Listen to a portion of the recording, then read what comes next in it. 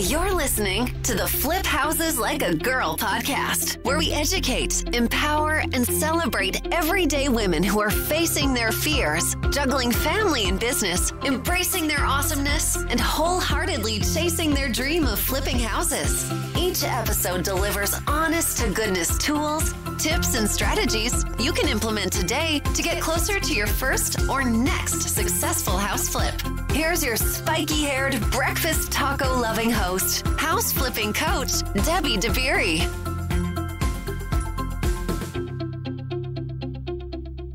Hey there. Welcome to today's episode where I interview one of our FlipSisters, one of the members of our coaching program, about her first flip.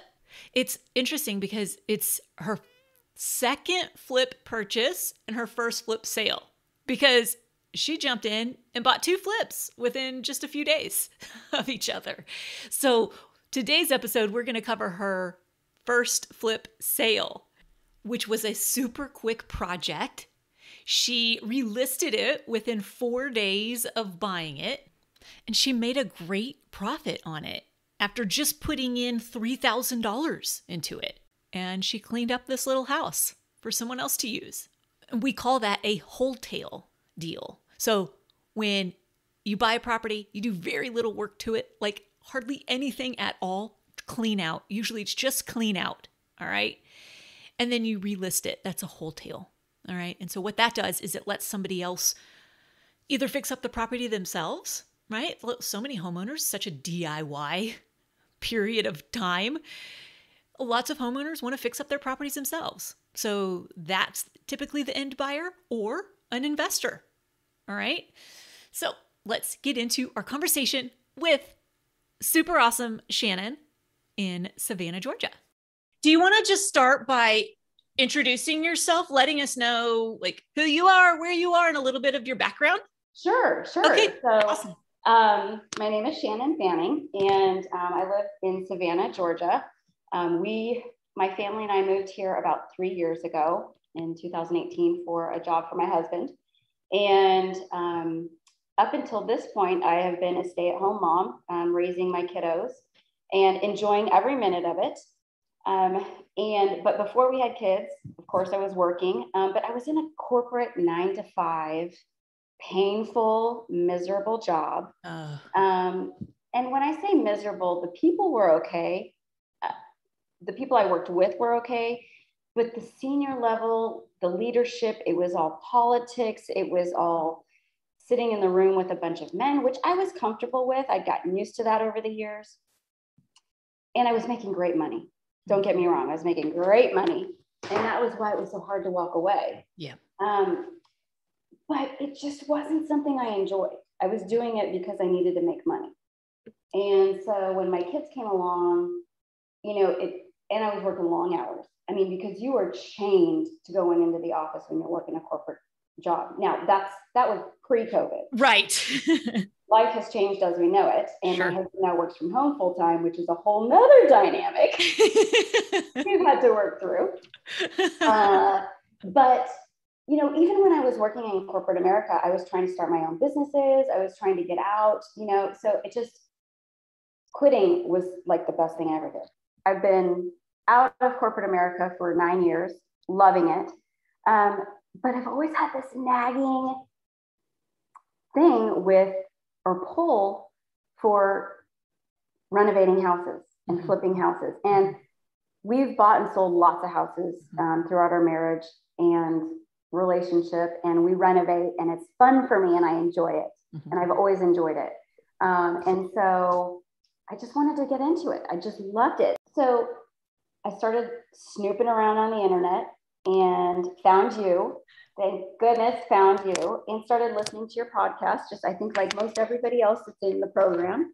And everything was so compelling and just hit right at home that I was like, this is the program for me. This is what I want to do. And it wasn't anything about me having to go back to work or make a living. So for my why wasn't, oh, I need to support my family, or, oh, I need to get out of this corporate America. It was more of a passion thing. Yeah. And it was also kind of, I want my kids to see me doing something I love. Yes. And, amen. Amen. Amen. You know, I just, you know, they see me, you know, driving them to and from, carpooling or caravanning them everywhere. I'm always available, and I will always be available. And that's the one beautiful thing. There's many beautiful things, but that's one of the beautiful things of doing this is your schedule is your schedule. Yep. You choose how your life goes, what your day is going to be like. You schedule in time for your family. Yes. You schedule in time for your passion. So that's, you know, a little bit about how I found the program, but, yeah. And how I kind of came to wanting to flip houses. I've got 2 kiddos. I've got a 9-year-old named Brody, loves video games and Minecraft, as you well know, we talked about. And then I've got a little girl who's 6. Her name is Noelle, and then a fur baby, Coco, and my husband, Steve, awesome. Who has been very supportive. But it's interesting. He's very conservative financially. It can get frustrating when you have all these questions like, well, how is it going to work? And what does that look like? And then they're actually really diving into the numbers with you. Well, it was really good that he did that, because there were a couple of deals before this one where he was like, I don't know, Shannon, I don't think that's a good one to do. I think you need to be more patient and take your time. I know you're excited, you know, he was just like, but just take your time. And so as frustrating as it was in the moment, because I just wanted to jump in, he was right. And it was good to have that support. So he's been really a great sounding board to have that support there. Awesome. Okay, so let's talk about your first deal. How did you find it? Okay. So it's a funny thing. It's not really, I don't know if it's my first deal or my second deal, because they kind of happened at the same time. That's right. Okay. And that's right. Yes. So I put an offer in on my first place. It got accepted, and I was chugging along, and this one had the first one had specific repairs that I was going to do. And then all of a sudden, the same realtor that I had found that helped me find this one job, she calls me up, and she was like, now listen, I know you're already involved in this one deal. I'm not sure if you're ready for this. Let's talk it through, but there's a really good deal that I think we should talk about. And I was like, I don't know. And her name is Lori DeVector, great realtor here, local in Savannah, awesome. Great human being. She's awesome. She's just good people, wants to do, help, lower income areas and rebuild that. And just, I'm looking forward to building our relationship and continuing to work together, because she's been great. And so anyways, she's talking me through this, and I'm like, I don't know, Lori. And I'd actually heard about this particular deal. We'll call this deal Texas, because that's the street name, which we all tend to do. Texas had been presented to me by a wholesaler. And I hadn't done any work with this wholesaler. And, I just didn't have a good feel for the wholesaler and their integrity yet. And that trust issue wasn't quite there yet. I remember you asking questions. You asking questions about, okay. Uh-huh. And I just, how do you know a wholesaler's good? How do you know their ARV is legit?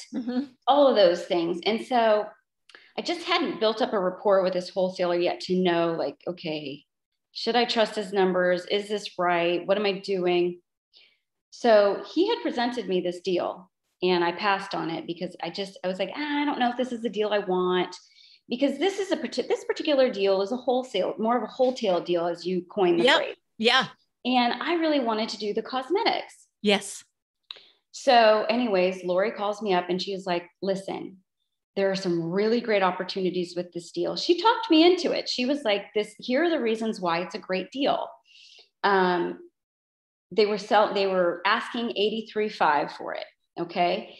And it had, the property itself was a 2-bedroom, 1-bath, which I was more looking for 3-bedroom, 1-bath and 3-bedroom, 2-bath. So it didn't really fall in my criteria. Right. And we try and stay really focused on that criteria. And so I said, I don't know, Lori, it's a 2-bedroom, 1-bath. She goes, okay, but let's talk about it. I'm like, okay, we'll talk about it. Let's do that. And so she says, it's actually sitting on 3 lots. Oh, geez. She's like, so what you could do is you could parcel them out and sell the individual lots. She goes, I just fought to buy a house one street over, and I paid $120 for it, and I was fighting for it. All you have to do, if you want to, is buy it for $83,500, clean it out, literally get the junk out, and turn around and put it right back on the MLS. It's not going to be, anything major. She's like, you can look into separating out the parcels. We can talk to the city. And then she goes, here's the thing. You own a piece of land for free and you can sell it later. And I was like, wow, this is kind of sounding really good. And so I thought about it. I went home. I talked to Steve about it. And he was like, it does sound like a really good deal. I think maybe you should consider it. So then I thought, okay.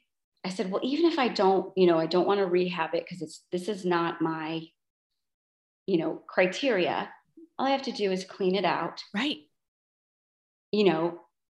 Turn around and see what I can get for it on the market. Right.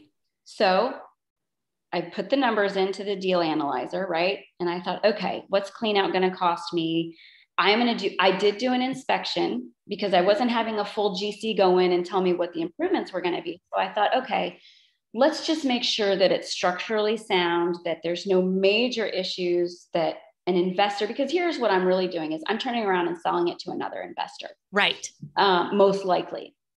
So what's something that's going to be a real red flag to an investor? And why hasn't anybody else picked this deal up so far? Then that's exactly what I was wondering if you were thinking. Why is nobody getting this deal? What am I missing here? Because that's what I would be thinking even. Like, what am I missing here? Right. And I was really worried about that because here I am. I'm a newbie still. I'm a rookie. I'm questioning everything. And there are a ton of real estate investors in Savannah here. I mean, they are sharks. Yeah. Yeah. And I mean, I've gotten out hustled on a few deals, just dirty activity happening. Yes. Well, it was at the time I was frustrated, but I was like, well, now I know how you operate and I'm not going to do business with you. It's easy. But anyways, this is a very well-known wholesaler. They have lots of investors. Why is no one else biting on this one? Yeah. And so I just kind of kept looking at it. And I just had enough data. Once I put the numbers in, I said, okay, we'll just turn around, put it on the market, see how it does. Plus, my realtor was telling me, I just 10 days ago closed on this house I fought over. There were 15 offers. And she's like, you will get your money back. It's a good deal. Take it. Right. And so I analyzed and put all the numbers in. I'm like, okay, Lori, let's do it. But there was one thing that before I got to that point, I should back that. There was, an issue with the tenants. Okay. These tenants had been playing games with the wholesaler and they said they needed a few extra days after close to move out. Well, to me, that's a big red flag because guess what? I didn't get in this business to kick people out. I don't care if they're good people, bad people. I don't care. Yep. I do not want to kick people out. That's not why I'm in this business. Yep. And, so that was a concern I had. I said to Lori, my realtor, I said, look, this looks like a really great deal. And I bet you the reason that nobody's picking this up is those tenants are asking to stay in after I own it or after the buyer closes. And I just think that's really risky. And I don't know if that's a risk I want to take. So she said, well, we can talk to the wholesaler about holding back funds to the seller until they move out. And I said, that's fine. But if they get the chunk of their money, what's $2,000 or $3,000 to them? They'll probably just walk away from that and say, we're staying. Right. So she said, okay, well, let's talk to the wholesaler about it. Well, the wholesaler actually suggested, okay, that's fine. I will give you $100 a day for every day they don't move out. And I thought, well, $100 a day would cover all of my costs. And it's going to incentivize the wholesaler to also help me get these people out. That's interesting. I haven't ever had a wholesaler do that. Like that really is interesting. I mean, I've had them put it on the seller, of course, but not for the wholesaler. And absolutely, let's get you involved because you're the person who's been talking to them this whole time anyway. Exactly. You've built the relationship. You have some sort of credibility with them. Yeah. Right. And you know how they operate. I have no exposure to them whatsoever. And so initially they had suggested, well, we'll just hold funds back and that will be more on you. And then I said, I'm not feeling good about that. And so then they actually suggested it, which I was like, done, because they can still, the wholesaler can hold the funds if they want, but you still owe me money. Yes. So that was really more of insurance for me. Sure. And so guess what happened? We closed. Crickets from the sellers. They weren't moving out. Yep. So Lori and I actually went, and she's much more brave than I am. Okay. She went and we knocked on that door, and the mom of the seller answered the door. There was a TV going in the background. There was junk everywhere in the house. It did not look like they were going anywhere. And she was like, yes, we just wanted to check in and see how the moving was going. And the mom was just like, well, it's not going to be today. And I was like, okay, this isn't going well. I think I'm just going to go now. I can sit in the car. And so Lori kind of looked at me, and I was like, she looked at me and I looked at her, and we're like, okay, well, thanks. We'll just keep us posted. And we walked out, and Lori looked at me and she goes, you better call that wholesaler, because they are not moving out anytime soon. So then I said, okay, well, I'm getting my $500 a day. So the stress level for me, it was nerve-wracking, right? Yeah.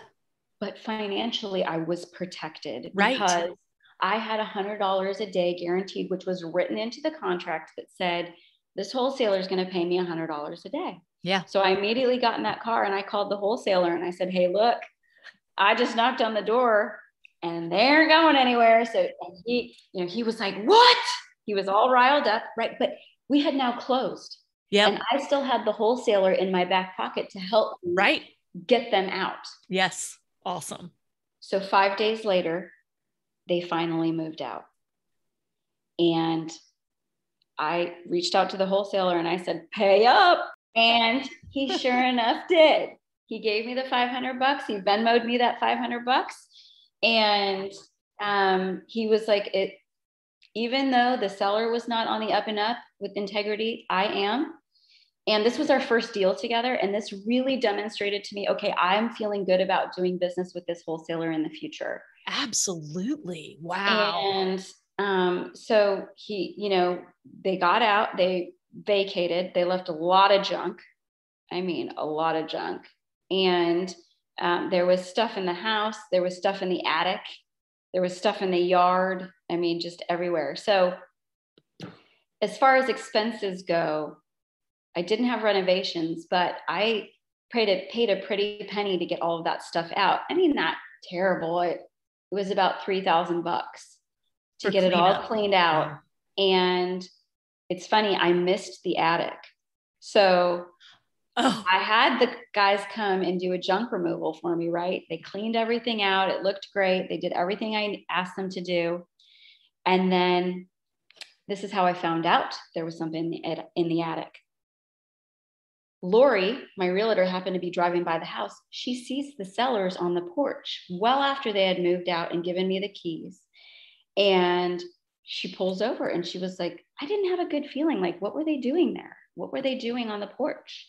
Well, they had left a video camera.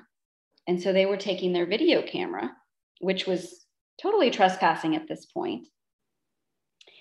And they said to my realtor, Lori, they said, we left stuff in the attic we want to get out. And she said, well, I'll have to talk to the seller. And they said, we have sentimental items in there and, stuff from our grandmother and blah, blah, blah, blah, blah. And so Lori's like, maybe you can just let them in to check the attic. And I'm like, no. I'm like, look, they had an extra 5 days to get out. She's like, see, I'm just a sucker for this stuff. And I was like, I know, and I feel really bad, but if something was really sentimental to them, they would have gotten it out by now. They already had 5 days that we were telling them they needed to get out, and a lot more time before that to get out. And I go,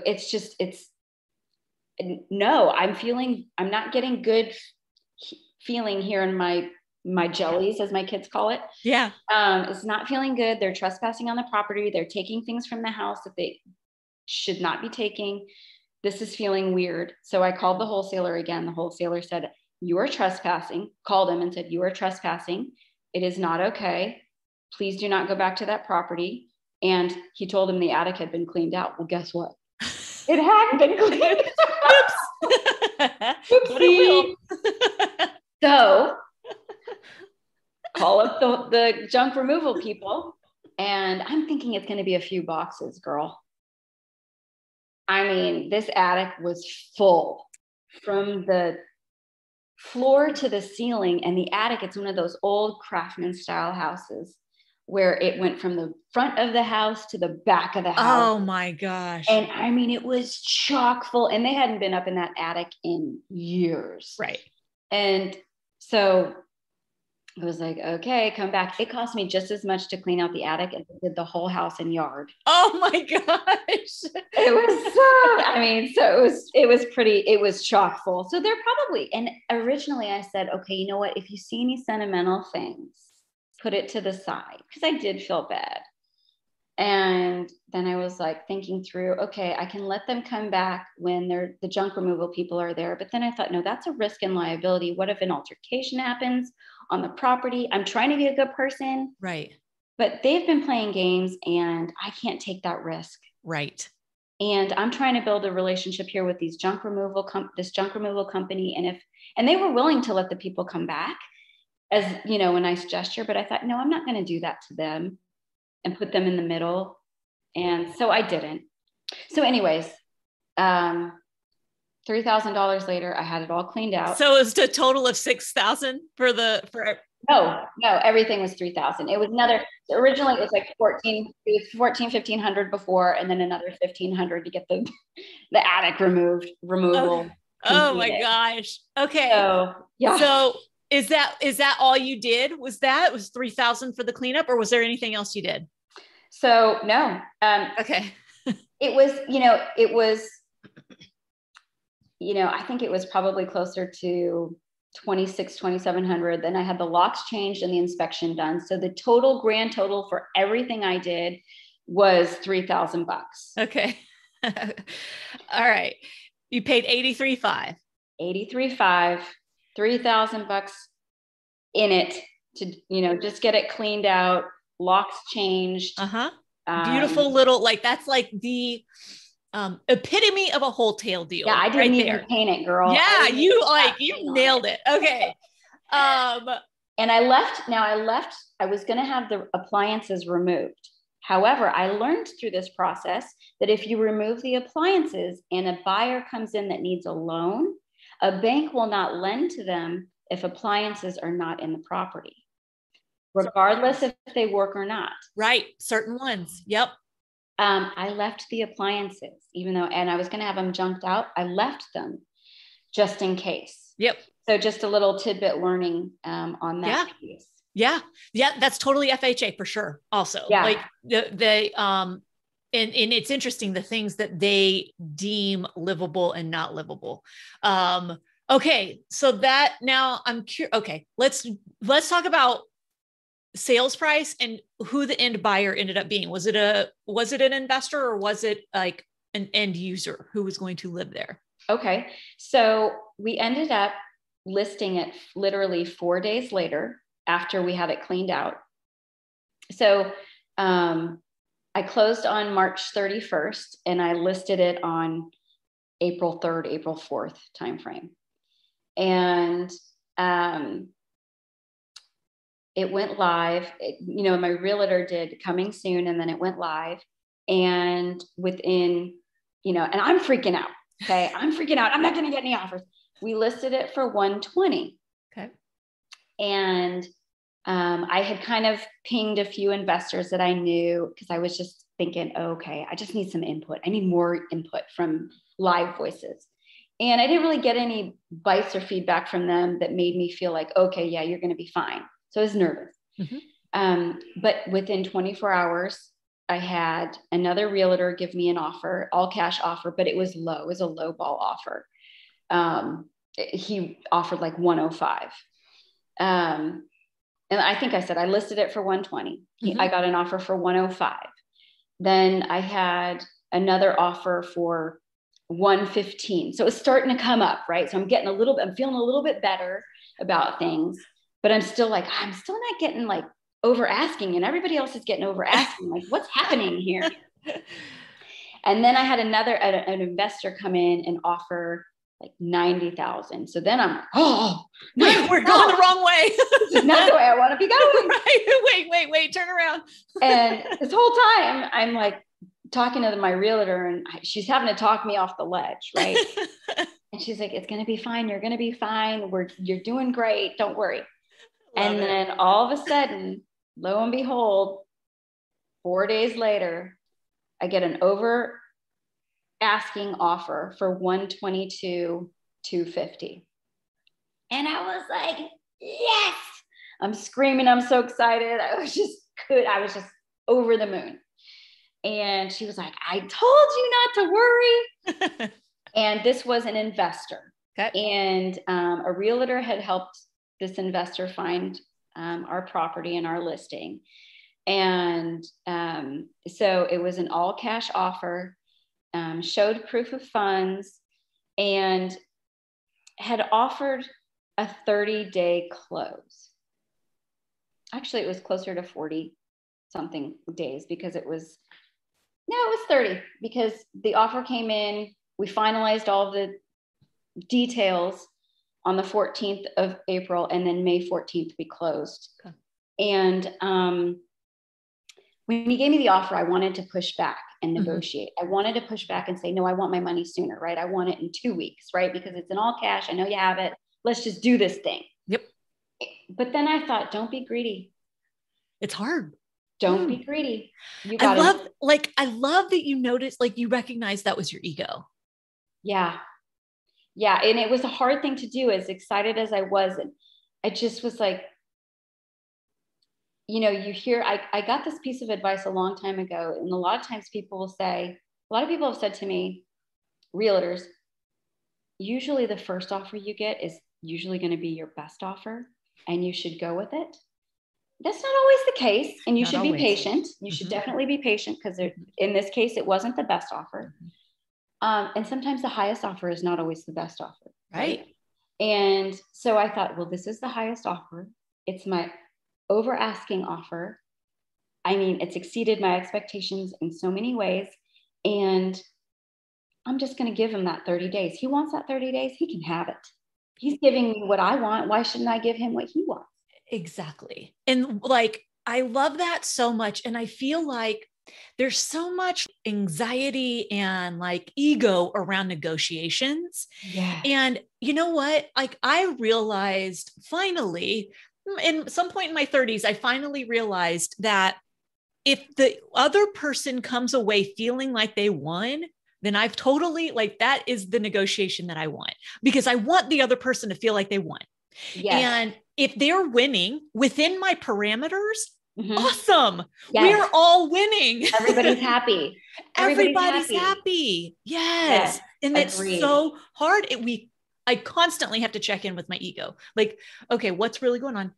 Am I just scared something's going to happen and they're not going to close? Am I like, what's really going on? And like, let's just leave well enough alone. And that offer was well enough. Yes, it was absolutely well enough. And it was hard, but I was like, no, you give as well. Everybody can win in this transaction. And in fact, the realtor that helped me find the deal, she sent me a text message, after we found it and after we closed, and she asked, hey, can I have the listing to sell it for you? And I said, okay. I didn't say okay yet. She goes, to get this deal, I didn't even get my commission because it was through a wholesaler, and I only got $1,000, right? I got the finder's fee. And, I have to split that with my company or whatever. So I was like, here's the thing. Not only can you have the listing when we list it, you can have the 6%. I'm not going to negotiate you down to 5%, because guess what? You are the reason I have this deal. You are the reason I'm here. Right. And I want you to make money, as much money, I want you to make money too in this deal. Yeah. Like, there's no reason why everybody can't make money. Exactly. I'm not going to be greedy. Yes. So, it's all part of building those relationships in my mind. So important. And so that's why, so it was that go-giver Yes. Mentality. And, when people ask me for referrals, I give them. It's the go-giver mentality. I'm not hiding good people. If you can benefit from that, right. why am I going to hold that back because I'm selfish and greedy and I don't want to share? Right. Yeah, I kind of am scared that they won't be available, but if you give, you will get. Like, it just is. Yeah. Murphy's Law and karma. I'm a big believer in karma. Totally agree. It's, and it's easy. A lot of people, gosh, especially right now, right? It's just like the craziest market ever. I've never seen anything like it. We don't want to share our resources. We don't want to share our contractor. We don't want to share our lead sources. We don't want to share what's working for us. We don't want to share anything. Oh. But it's such scarcity mindset. There's enough to go around. I 100%. promise you there is. But if you're approaching it with this scarcity mindset, that's why you're getting scarcity back, because you're putting that out there. Yes. As woo as that sounds, it's true. Yes, it's 100% true. And you come across, and when you share these pieces of golden nuggets, right? When you share these, people will share right back with you. Absolutely. If you need something, they'll share. So yes, 100%. I'm with you on that. And I love that. Believe it. So what did your profit end up being on your first/second second purchase, first closing? Yes. Let's call that. That's a good, I knew that in the back of my mind. Second purchase, first closing. The profit was $25,446. I don't have the pennies, but I think 446, but yes, $25,446 on literally just cleaning it out and turning around and selling it. It's amazing. It's amazing. It's incredible. I know. The, my biggest wholetail was last, October. And it was just like, what? This is crazy. I didn't do anything to this. Right. It's amazing, but people want, it's so great because it works for an investor and buyer, but it also works for the home buyer who wants to fix up their house. This is such a DIY nation, right? We want to fix up our houses, but we can't do that when we're buying a house that's already been fixed up and we're paying top dollar for a retail house that's already been fixed up. Right. It's a sweet spot. It really is a sweet spot. Yes. Yeah. I agree. Yeah. I agree. But they're not fun. They're not as fun because we don't get to create. No. And that was the thing is, when I was, I'll be honest. When I was dealing with those tenants, and even though I knew that I was getting paid for it and that my financials were covered, I kind of thought to myself, this isn't what I got into it for. Yeah. Right. Yeah. Yep. And what am I doing this for? I'm having to kick these people out. I don't know if this is really, I wanted to be making selections on kitchen accents and flooring and paint colors and, light fixtures, not waiting for somebody to move out and then cleaning up after their mess and then turning around. It's definitely not as glamorous and fun. It's definitely rewarding because you get that paycheck, right? But it's a different feel, right? It's not that fun, this is what I got into it for, renovating, making it beautiful. Yes. So it definitely forced me to kind of assess, okay, is this the focus I really want to do? I don't think so. I really want to get into renovating and updating. Was it a great deal? Was it a great experience? Did I learn a ton? And am I grateful and thankful for it? Yes, 100%. Yes. Yeah. So I would do it all over again if I was presented with the opportunity. But in the future, I probably will think twice about it because I don't know that that's really where I want to put my energy. I want to put my energy into making things beautiful again. I totally get that. I totally do. So, but it's still fun to make money. Right. No, yes, it's still very rewarding. Right. Yeah. And it's like, I don't want to say that I'm not grateful. It's not that we're not grateful. It's that the creative outlet wasn't expressed. Right. So when that's not expressed, it's, first of all, I go crazy when I'm not creating. Yeah. Like I literally, like, I am not, like, creating things helps keep me chill. Yes.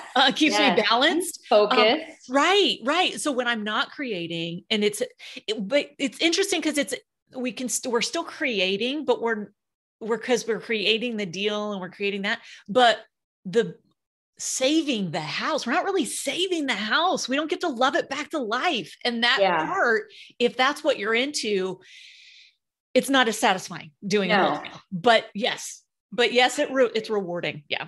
Yeah. I think that's a great word for it, is it's not as satisfying. Yeah. Because my other flip that I'm working on, that one I just had staged, and I walked in. I'll have to send you, I'll post pictures because it literally just got staged yesterday morning. Oh my God. I'm so excited. And I walked in, and it was this feeling of just, I don't know, joy, and just, I did it. Yes. The finish line is here. It was like this, whoa, the sun was coming in the windows, and the staging was all the colors and all the things. And it was just this moment of, I did this. I'm so proud of you, Shannon. Thank you. I'm so proud of you for jumping in and doing it. Like, and it's scary. It is so it's scary. No joke. It's scary. And you can talk yourself out of it so easily. Oh my gosh. Yes. You can talk yourself out of it so much easier than you can talk yourself into it. So what was it that made you finally do it? What made you pull the trigger on the first one?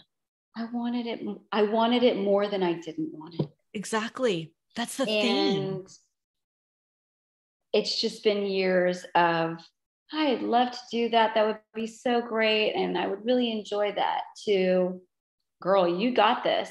And you have done all of your homework, and you have a great support system, and you know what you're doing. You have the education, you have the numbers, you have more reasons to do it than to not do it. And so you pulled the trigger. I pulled the trigger. I was scared, but I did it anyway. And I love it. I'm so thankful. And it's this market that we're in. It's crazy because the numbers I had originally put in, they've gone up. I know. So my profit has gone up. So that'll be for another podcast, that I can share with you. Yeah. Robertson. But yeah, it was an amazing feeling and accomplishment, and a goal I set for myself. So here, I set a goal for myself to flip one house this year, and I'm on 2. You're at 2, and in the same time. Right. So like by June, so by halfway through the year, you will have done 2.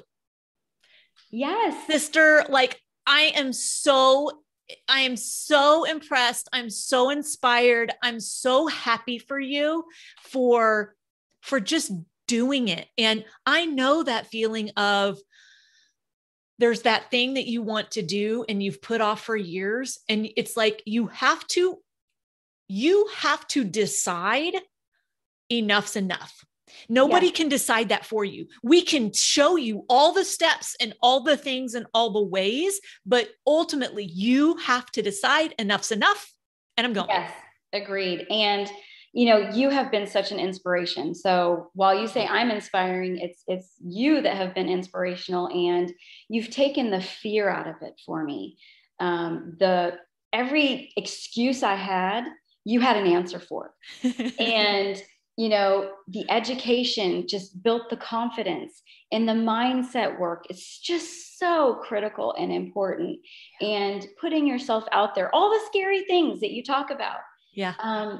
And just having an answer for all of our excuses. You have been there, and you're always there. And our team, I call it the team, the flipping team, the Women Flipping Houses team, has just been just the most amazing support. And I just have you to thank for all of that. I wouldn't have gotten off of my chair or out from behind my computer to do this without you. So I owe you. Oh my gosh. Thank you. And I'm so appreciative and grateful for all that you do and for everyone that you do everything for. Thank you. So yes, I appreciate that. Everything you're doing is making a huge impact and difference on me and everyone else. So I'm going to cry. Seriously, I'm going to cry. That's huge. That's why I do it. It's exactly why I do it. Seeing when you were talking about walking into your first staged flip yesterday, I feel that. Like, I know that feeling you felt when you were like, oh my God, I did it. I did it. I freaking did it. And I survived and I'm okay. And everything's going to be okay. I know that feeling. And I am so excited that you felt that, because I just want more women to feel that sense of accomplishment, because our kids are watching. Yes. People we don't know are watching, but ultimately our kids are watching that. Yes. Whether you think they are or not, they're absolutely watching that. And they're seeing, oh my gosh, my mom did this thing. I don't know what it is. My son didn't understand flipping houses until he was 10. And he finally was like, oh, I get it. I get what you do now. Yeah. Yeah. Yeah. But but they are watching. Yes. And they feel watching that. Yeah. And it's just amazing that you do this for women, because, being in such a male dominated industry, it's very intimidating, and you take that intimidation out. And you help us. It's just what you're doing amazing things for us. And you're making a difference. You just have had such a huge impact on my life and everyone else's life that you come across. You're doing the thing. Oh my gosh, Shannon, I'm seriously gonna cry. You make a difference, a huge difference. Thank you. Yeah. Oh my gosh, thank you. Absolutely. That means more to me than I could ever convey. So thank you. Oh, you're more than welcome. I appreciate you very much. And I appreciate you, girl. You have no idea. Yeah. Well, thank you for sharing your story. And we are going to have a podcast episode number 2. We're having part 2 when you close on Robertson. Yes, Robertson. Okay. Perfect. Because we need to talk about that one too. Yes, let's do it. Please post pictures. I can't even stand it. I cannot wait to see. I will post pictures today. I promise. Okay. That's it on my end. I'm just so excited for you. I'm so happy for you. Congratulations on doing the thing, thank you. Scared and everything, and still doing it. I love it. I'm so happy for you. Thank you for letting me be part of your journey. Thank you for sharing your journey with us. Thank you for coming along with me, and thank you for helping me walk this journey. I'm here, sister. I am totally here for it. Yes, you absolutely are. Yes, you are. And I appreciate that. So thank you, Debbie. You're welcome, Shannon. Bye. Bye. That was so fun to connect with you and hear your story. Thanks again, Shannon. So one thing I forgot to ask, because I was so excited and caught up in the story, was I forgot to ask one of my favorite questions I ask every time. And that is, how did you finance the deal? So I followed up with Shannon afterward, and she let me know that she used a HELOC. So she tapped into unused money, unused equity, and they got a home equity line of credit. So money that is sitting there in your house not doing anything for you is such a great source of financing, whether it's financing the whole thing or financing part of it. We've got several other episodes with students who used HELOCs to fund their projects. All right, so let's put to use money that we actually have access to. It's just sitting there doing nothing. All right. All right. So if you've reached the point of enough is enough and you're ready to go all in and do this thing already, and you want incredible support in addition to the step-by-step process, you're in the right place, sister. Go to firstflipdoneright.com, get on our wait list. You'll be notified within just a few days of an opening. All right. It is the #1 program and community for women who are interested in any facet of loving old houses back to life. If you want to flip a house and live in it, if you want to flip it and sell it, if you want to flip it and rent it. All of the above. Those are the things we are doing inside this program. All right? Get your name on the wait list, and then when the opportunity comes, jump on it. All right? Enough's enough, right? Go out there, flip houses like a girl, leave people and places better than you find them, and make it a great day. Bye, y'all.